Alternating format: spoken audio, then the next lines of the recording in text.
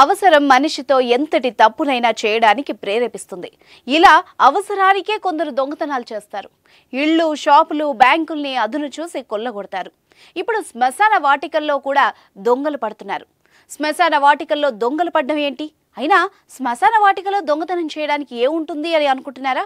అక్కడే ఉంది అసలు విషయం. అన్ని రకాల చర్మ సమస్యలకు శాశ్వత పరిష్కారం ఈ శ్రీత 9281458181.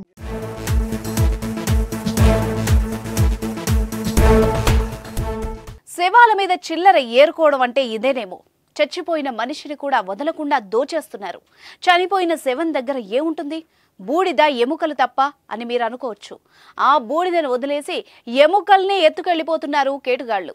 చనిపోయిన మనిషి దగ్గరకు వెళ్లడానికే భయపడతాం. అలాంటిది పూర్తిగా కాలిపోయిన శవాల దగ్గరకు వెళ్లి ఎముకలను, పుర్రెలను చేత్తో తీసి చక్కగా సంచిలో వేసుకుని వెళ్లిపోతున్నారు. పెద్దపల్లి జిల్లా సుల్తానాబాద్ శ్మశానంలో జరుగుతున్న ఈ తతంగం విస్మయం కలిగిస్తోంది. మృతదేహాలను దహనం చేసిన తర్వాత మిగిలిన అస్థికల్ని కుటుంబ సభ్యులు సేకరిస్తారు. వాటిని 5, 9, 11వ రోజుల తర్వాత పవిత్ర నదుల్లో కలుపుతారు. అయితే కొన్ని రోజులుగా శ్మశానంలో అస్థికలు కనిపించకపోవడంతో దహనం అప్పుడు అవి కూడా కాలి బూడిదయ్యాయని భావించారు. కానీ ఎముకల్ని దొంగలు ఎత్తుకెళ్లి ఉంటారని ఊహించలేదు. అయితే ప్రతి శవం ఎముకలు లేకపోవడంతో అనుమానాలు మొదలయ్యాయి. శ్మశానాల్లో ఎముకలు మాయమవుతున్నాయన్న విషయం అర్థమైంది. ఈ క్రమంలోనే శవాల్ని కాల్చివేయగా మిగిలిన ఎముకల్ని పోగు చేసుకుని వెళ్లిపోతున్న 2 యువకులు శుక్రవారం స్థానికులకు చిక్కారు. వాళ్లను మందలించి అక్కడి నుంచి పంపించేశారు. అయితే తర్వాత రోజు మరో 2 మహిళలు శ్మశానంలో ఎముకలు పోగు చేస్తూ కనిపించారు.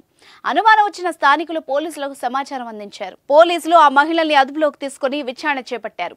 ఎముకల్ని ఎందుకు దొంగిలిస్తున్నారు, వాటిని ఏం చేస్తున్నారు అన్న కోణంలో ఆరా తీస్తున్నారు.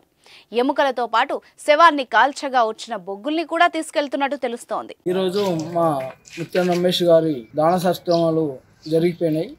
ఆ బొక్కలు ఈరోజు వచ్చి మళ్ళీ లేడీసు వాళ్ళు ఎవరైతే వచ్చిర్రో ఎందుకు తీసుకుపోతారు రమ్మని చెప్పేసి మేము అడిగితే, మేము ఇంట్లో బంగారం ఇట్లా పెడతామని చెప్పేసి తీసుకుపోతాము అని చెప్పేసి అడిగిర్రు. పొద్దున చెప్పినాం, ఆల్రెడీ పోలీస్ వారికి అప్పచెప్పినాం.